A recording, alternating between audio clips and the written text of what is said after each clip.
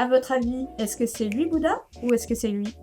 Lui, c'est le Bouddha historique, le Bouddha de notre ère cosmique, qu'on appelle Shakyamuni.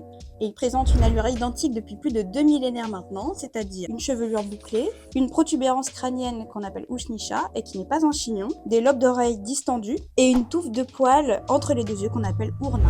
Et lui, c'est un Bouddha aussi, mais c'est le Bouddha du futur, aussi appelé Milofo en Chine. Au départ, il est censé avoir la même apparence que celui-là, et ce personnage obèse et rieur, qu'on a tous vu dans certains restaurants asiatiques, est en réalité le fruit d'une assimilation d'un personnage historique chinois à ce Bouddha du futur. Durant la période des Song du Nord, la menace mongole se fait davantage ressentir, des rumeurs de fin du monde se répandent partout, et on attend la venue du Bouddha du futur.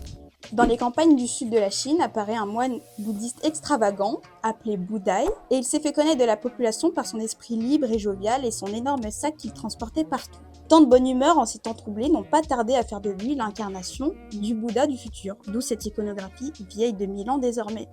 Si vous avez des objets d'art asiatique à identifier, n'hésitez pas à venir rencontrer nos experts pour une estimation gratuite.